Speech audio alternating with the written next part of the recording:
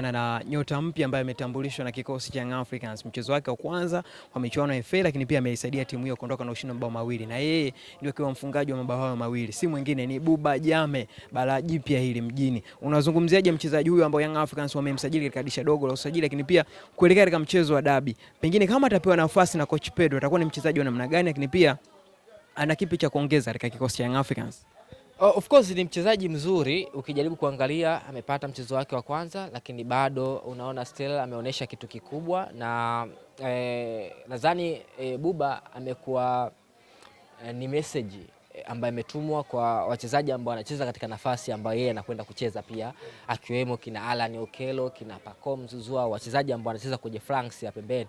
So far Young Africans wamepata mchezaji mzuri, na ukijaribu kufuatilia ni mchezaji ambaye kwanza hakuwa na promo kubwa, hata namna ambavyo alisajiliwa waandishi, hata sisi wenyewe waandishi tulikuwa tumfahamu.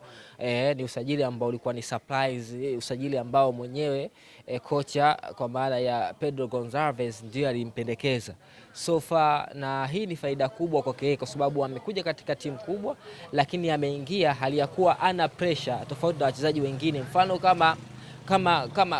kama Alan Okello. Ukimwangalia Alan Okello amesajiliwa, lakini utagundua kwamba ameingia ndani ya kikosi cha Young Africans, lakini nyuma yake kuna pressure kubwa ambayo inamsukuma kutokana na promotion ambayo ilifanyika katika usajili wake. Lakini ukiacha hivyo, ukiacha Depu naye mshambuliaji, ukiangalia namna ambavyo amesajiliwa, utagundua kama ni miongoni mwa wachezaji ambao waliimbwa sana kwenye usajili wake. Lakini still kwa Depu kwa kile kidogo inaonekana mambo yameonekana kama kumnyokea kwa namna ambavyo inaonekana kufunga na kadhalika. Lakini kwa Alan Okello imekuwa changamoto, lakini kwa Buba kwa kile ni jambo zuri kwa mchezaji, unapata mchezo wako wa kwanza na unaonyesha kitu kikubwa. So far unatengeneza matumaini sasa hata kwa wale ambao wamekusajili, na hata kwa mwalimu ambaye alikupendekeza, kuona kwamba ameleta mchezaji ambaye anakwenda kusaidia timu moja kwa moja. Kwa hiyo kwangu mimi nadhani ni mchezaji ambaye atakwenda kusumbua sana katika ligi kuu soka Tanzania bara, kwa sababu nimemtazama miongoni mwa ubora ama kitu bora ambacho yuko nacho ni namna ambavyo amekuwa na ubora mkubwa kwenye kujiposition maeneo husika.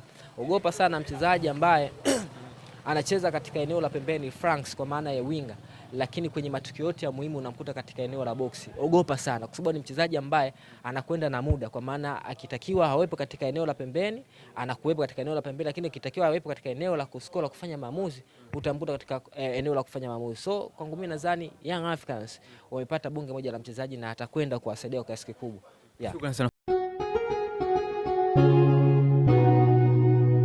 Kasako Media, tunaangazia maisha, tunaandika kesho.